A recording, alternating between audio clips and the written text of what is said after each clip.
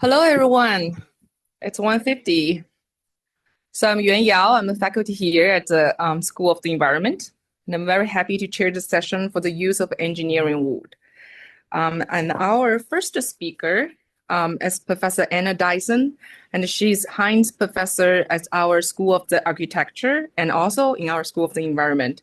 And she is the founding director of the Yale Center for Ecosystems in Architecture. At Yale, she established a PhD program in architecture science, and she has many notable projects, including the Ecological Living Module, which is the United Nations News #1 world-changing idea. Without further ado, I turn the floor to yours.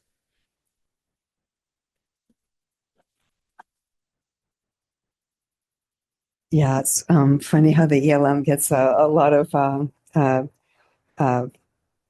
notable press, and I just want to say that was in conjunction with our colleague Alan Rogansky here.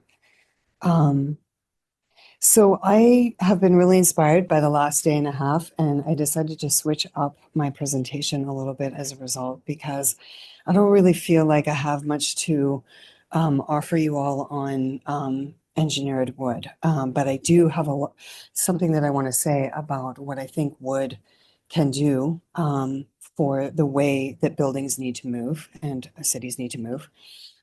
So talking more about matching a lot of the research that you all are doing with the requirements that buildings and cities have. So just a quick note about what we do. We look at the intersection of living systems and the built environment. So that means what do we need actually to provide life for human beings? Typically in buildings, we would think we have to provide thermal comfort, we have to provide lighting, we have to provide clean air, water, and we have to do all of these things. Acoustical comfort maybe is something, thermal comfort, all of these things all at once. We don't get to choose between one or the other. We have to do everything. And then, unlike maybe our predecessors in the modern era, we also have to take care of other living systems in the built environment. We have to include all of the systems. An important maybe note just for what we're doing as well is that we've co-evolved over millions of years to coexist with other living systems. And we've spent probably the last few thousands of years increasingly separating ourselves from those other living systems in the built environment. And so there's a lot of evidence now showing in terms of the relationship between immunity and health and well-being and the so-called biodiversity hypothesis, that nature knows a lot more than we do about the complex interrelationships. And for that reason, a lot of what we do is designing with biodiversity.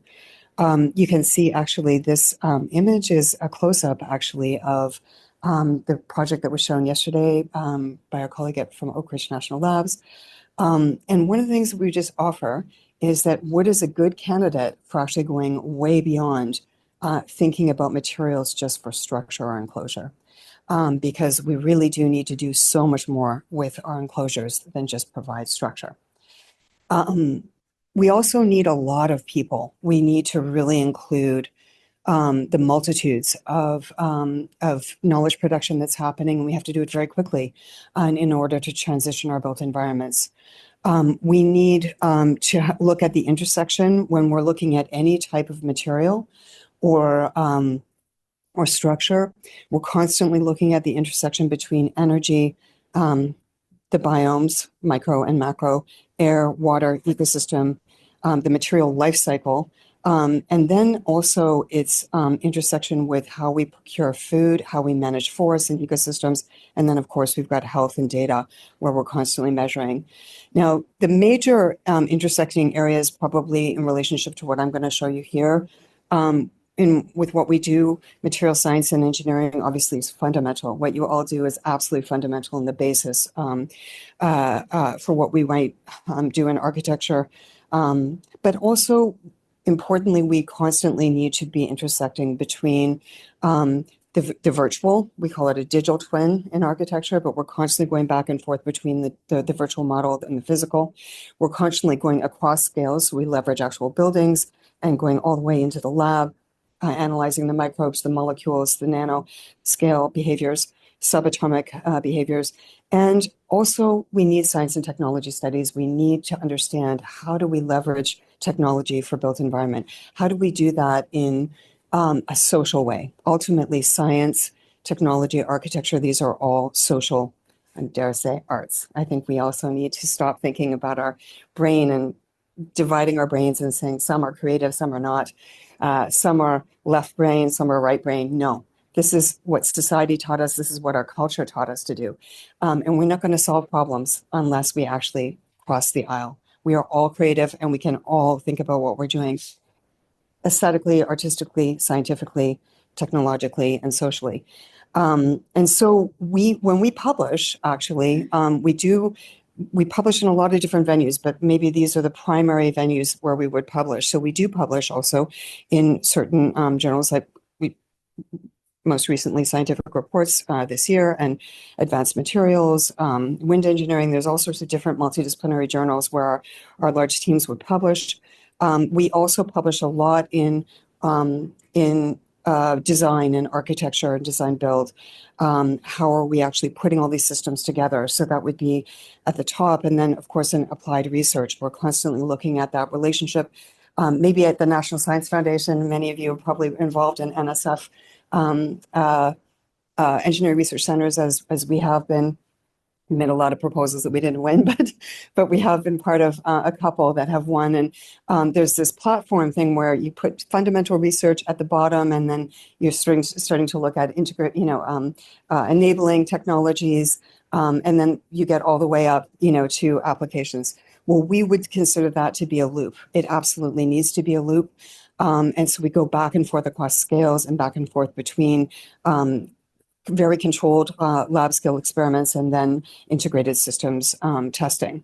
We were joking the other day, yesterday with Lars, about how the fact we cannot boil down what we do to a very easy soundbite. Transparent wood sounds amazing. So does steel wood. I remember steel wood from 20 years ago. I remember a super wood. These are amazing terms that everybody understands what you're doing. And then I guess Architect Magazine decided, okay, let's just point, an arrow at a plan and say air conditioner. And so that can also be great, but it can also create a lot of misunderstandings for, I guess, what we're doing. And just in a nutshell, also, when we look at certain things, a lot of times we might look at this and say that's decorative, or those decisions are ornamental, when in fact, actually, these are experiments that we were doing with the Schoen Group and NASA. And they were in association with freestanding biotech experiments that go all the way down to how microbes would reform VOC's molecules. And so these are basically scaffolding for plant-based systems. And I think it was Paul Hawken yesterday had mentioned that the roots have, I think he said 10,000. I can't remember how much more surface area than the leaves in living systems. But we can go up and down that scale, and we can go all the way down also to minimal surfaces in the way that natural systems can be so efficient. So ultimately, what we're looking at in our building integrated systems is that relationship between materials, form, and performance. And the performance would be everything from air, water, energy, et cetera. And then how do living systems potentially interface? Now, Bing had asked me to talk about how do we pack biomass into buildings. Well, definitely, you all know so much about how buildings can become carbon sinks. And over time, we can partner between forestry, the built environment, and agricultural sectors in order to park a lot of decaying biomass or old growth or other things. And we can partner in terms of aligning species, cultivation, and the protection of our forests with building systems. And there's, so much that has been said about engineered wood systems in terms of orthogonal and, very large structures. What I will talk about today is the relationship between containing living systems through complex morphologies and how that could be transitioned. And then also what we would be basically containing, putting them in, which we work a lot with actually leveraging the systems themselves, the plants themselves. So for example, if you think at building scale, or even in a urban canyon, there's very little opportunity to reforest very dense urban built areas. The root ball, if you probably all know what trees look like, so I would tell you the amount of volume that a root ball takes, or even a street tree, it's not a lot, and it's probably not productive in the way that we might need it to be for all the ecosystem services that we need for an urban environment, starting with air quality, but urban heat island effect, many other things. So we look at the ways in which you could reduce actually mechanicals and many other systems by packing and interfacing living systems for air purification, water purification, food growing. We're always looking at food growing plants. This was the image that was showed to you on the left-hand side. This is our photograph of our ecological pavilion in Nairobi that was presented by Oak Ridge National Labs yesterday. And one of the things that we will also say is that, starting with the materials is a good starting point, but that's a small part of the story. We have to think about how are we moving energy through the system. So we retrofitted these 3D printed pavilions as an example to demonstrate with on-demand solar-driven thermoelectric heat and cool. You can see our colleague from University of Nairobi on the lower right. He's sitting on that pavilion, and he is able to say, I would like a little bit of heat and I would like a little bit of cool. And that is directly coupling, for example, DC with source coming from the sun with thermal comfort. So this is one way that we can interface. That's just two variables already, thermal plus, let's say, the structure. And what's really important about demonstrating these types of things, and Johan had mentioned ecological living module, is when we can scale up. These are very small scale demonstrations. Even though the last one was the world's largest 3D print, biological 3D print or biogenic 3D print when Oak Ridge printed that prior, it's a very small, right? It's something that people can understand. Here we have literally a very small house, and most people will look at the house and they'll say, this is a wood house, and I understand the shape, and I understand how it's keeping me inside and protected from the elements, etc. But ultimately, what we were demonstrating here is how can you interface with the bioclimate and deliver on-site net zero energy for thermal comfort throughout this is the New York winter, water all on site, air quality, and food. We didn't manage with the New York growing season to get food to 100%, but it was over 5,000 servings of fruit and vegetable just from 20 square meters for a family of four.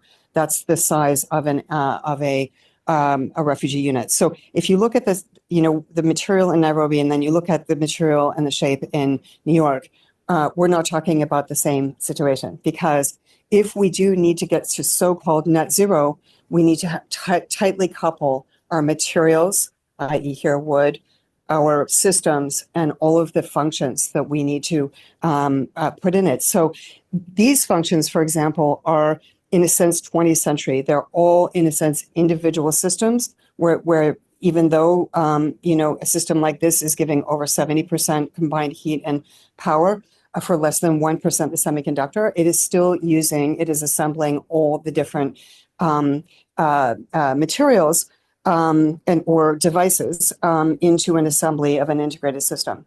And what I would like to posit to you as a kind of a provocation is that when we're looking at, let's say, wood and the future engineering of wood, we can think about the structure and we can think about many, many different materials simultaneously.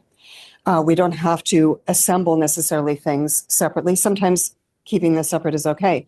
But why would we want to have them as multifunctional? Well, in that family of four, we only have 20 square meters. We have very, very little interface with the bioclimate in order to get to net zero, but we can do it. And that's what we wanted to show. We're going to be showing that at COP30 in Brazil, in Belém, with the climate that they have there. So it will be a completely different set of materials and a completely different set actually of systems. So actually, before we go on to the building material, UN Global Report and a couple of principles, I just want to say that the ELM program is an open architecture. We're very agnostic about the material choice or the systems, but it is a chance to demonstrate any types of technologies that you're all doing in a very international location, because more and more we're just choosing COP or UNEA, the UNEP meetings or these kind of large Helsinki. We had a small thing at Helsinki, so circular world's future circularity. So,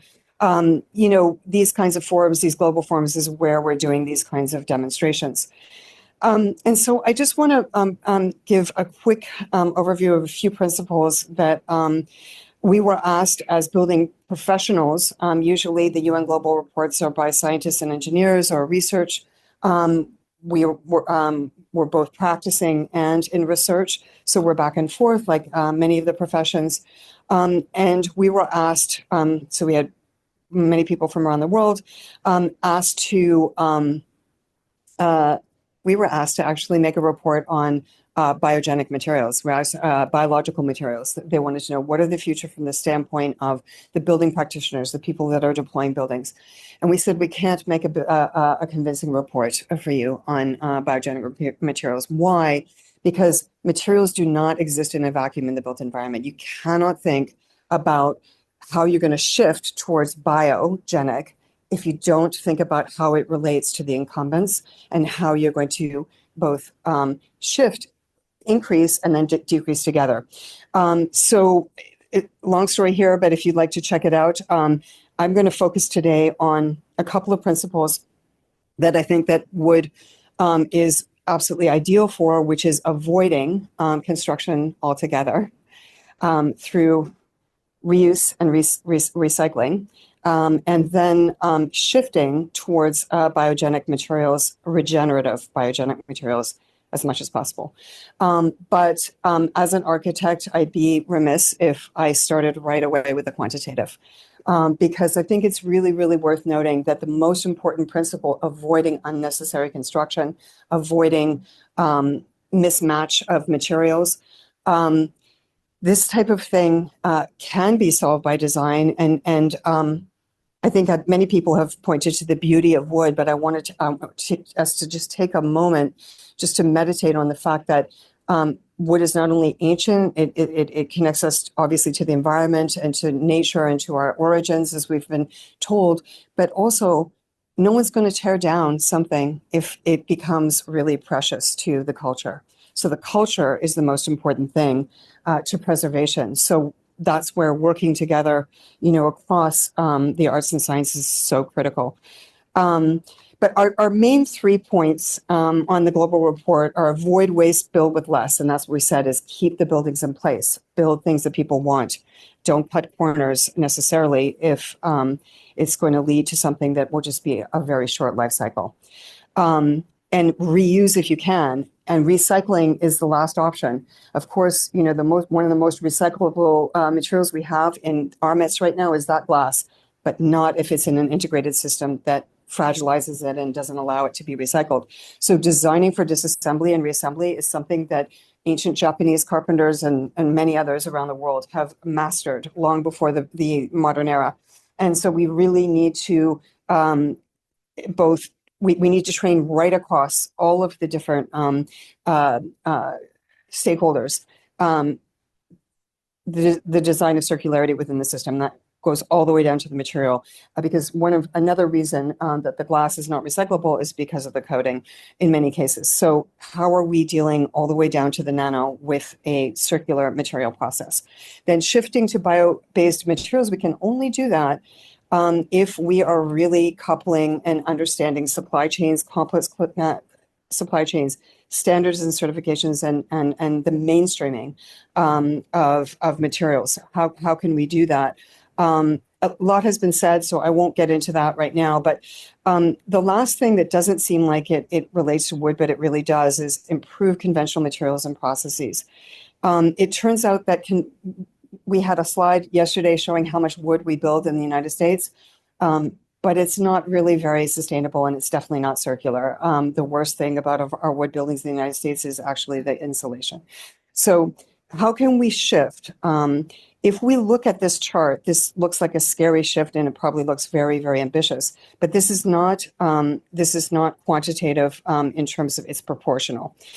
So if you think about this shift from 2020 to 2060, as we start to design for disassembly and reassembly circular, we are actually not just our materials become banks of material. Sorry, our buildings become banks of materials. They both can park carbon, but they can also become banks.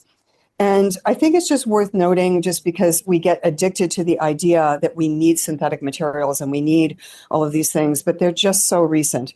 And that huge cities all over the world have massive amounts of biogenic materials and local, somewhat, sustainable mineral-based bricks and other things, earth bricks and things. So the massive explosion in a mineral-based usage is so recent. It really is post World War II globally. And so if we look at that in terms of just the relationships between where emissions are coming from, the current mass of global materials, the relative share of material that is actually getting kind of in a circular material process is very, very small. As you see, less than 1% in some cases, but way less than it needs to be. We can also even think about steel and aluminum and many of the incumbents. There's a big problem with some of our so-called circular building materials like the metals, because there's a huge growing gap between supply and demand.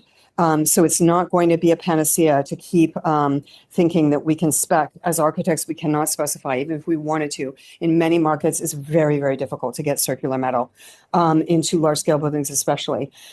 So really looking at how we expand these conditions. So today, because we've heard a lot about different types of wood, I'm going to focus specifically on wood products and ask if they can replace complex building systems. So we've seen some of that, and this is maybe an old story to say that wood can provide massive structures. We know that. Yesterday, also our colleague from Oak Ridge showed experiments in Maine to try to actually get environmental control systems and a lot of component parts into this. We've been here before with these types of things, though. A good example is the School of Architecture, where all of the environmental control systems were cast in concrete several decades ago.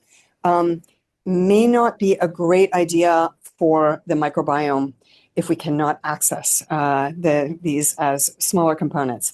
So we did include this project that we were associated with in Botswana, the Botswana Innovation Hub, but you can see that the incumbents are working really hard to dramatically minimize and also work with with complex systems. So this is spiral concrete in the Botswana Technology Hub, and they've got factory-based process right on site. They're claiming a lot of decarbonization principles.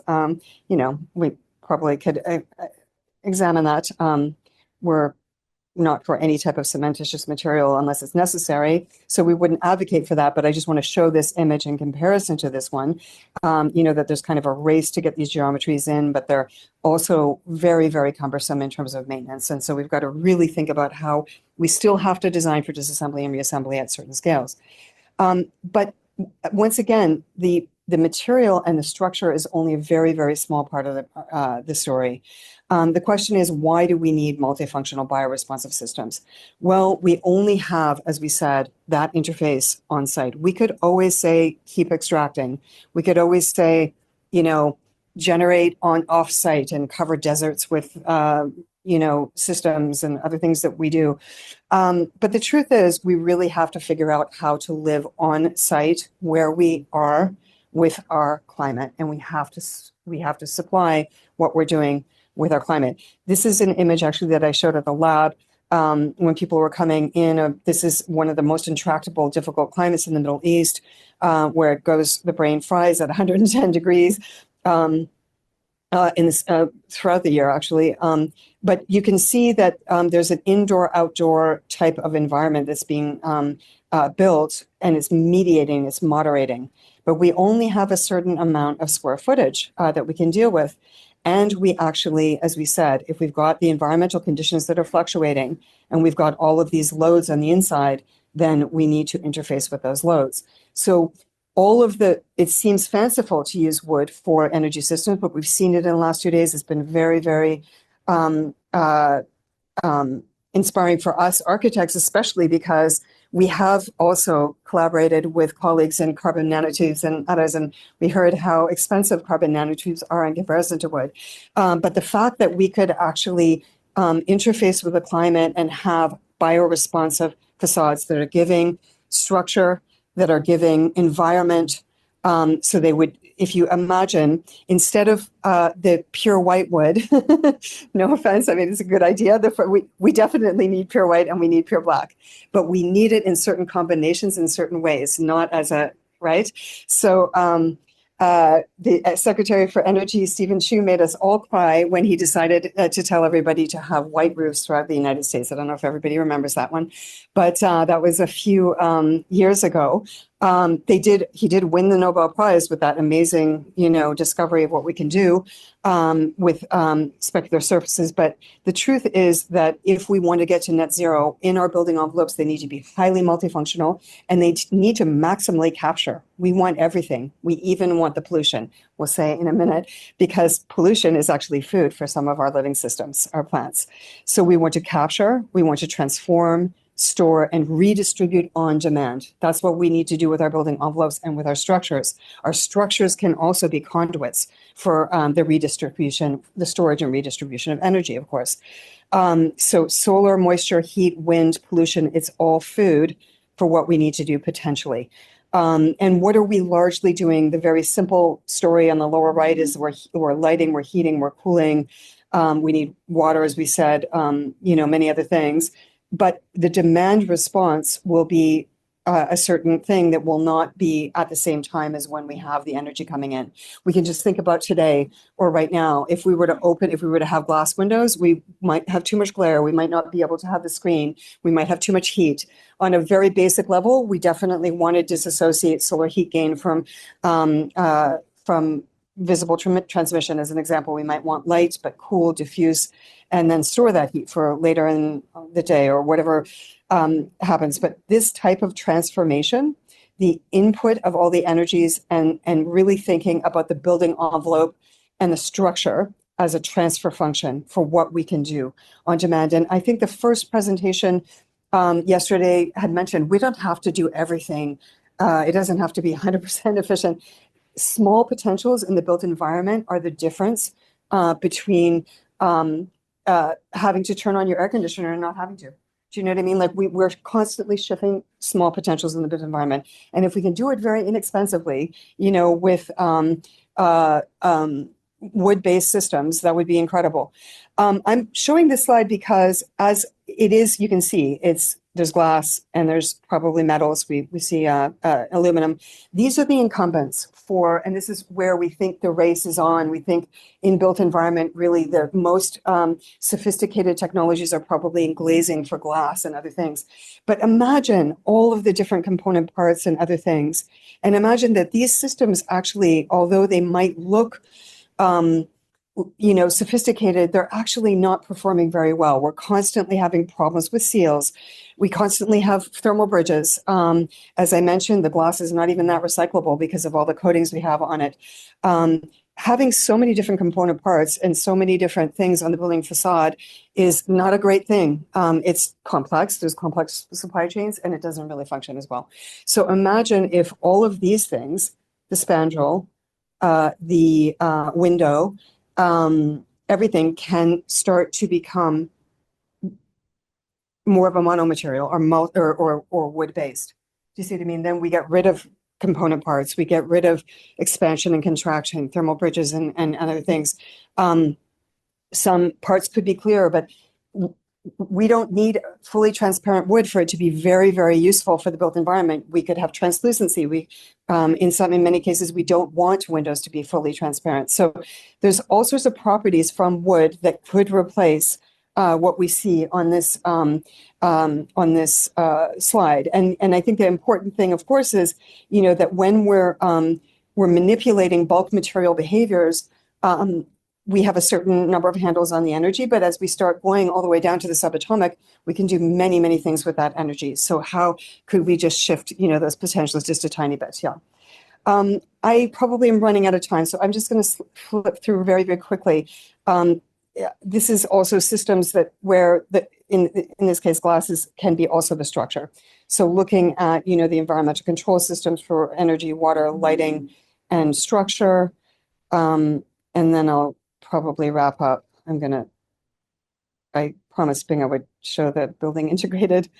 So the benefits of integrated living systems. So this is probably the area of the global report that is closest to our own systems.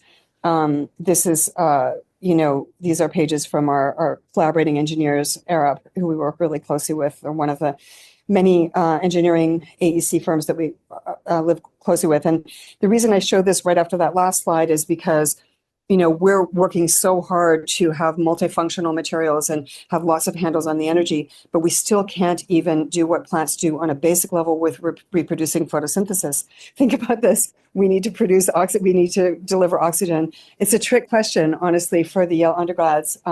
Where is your oxygen coming from in your building right now? A lot of people say the HVAC because they grew up in cities or they think that's where it's coming from. But the degree of multifunctionality, of these plant-based systems in terms of even just the microbes and microbial ecologies, the root rhizospheres, behaving as sensors, behaving as water purifiers, behaving as air purifiers, and of course, urban remediating or urban heat island effect, and bioretention, et cetera, water table. But I just wanted to show you this image just in closing because you can see how much biomass we will be talking about if we're really greening our cities. We're talking about a lot of large and small plants that we would be integrating into the buildings. And you can see here, some of these are our systems. This is a very large system where we were working with NYU, Weill Cornell Medical School, Yale Medical School, Lamont Columbia Earth Observatory, et cetera. And what we're doing here is basically looking at that interface between humans in an indoor environment and how they're doing relative to lots of microbial and species diversity questions. And then the other images, I think these two central ones and this one are ours, are just looking at all of the ways in which architects around the world are integrating biomass. We will be coming out with the results of this system here on the left, which is related to a 3D print, I think, that will be in wood-based materials from Oak Ridge National Labs and University of Maine. We just finished a number of these experiments here at Shop Architects on the left, and the next step for this is how do we contain also the systems in biogenic material flows. Thank you so much.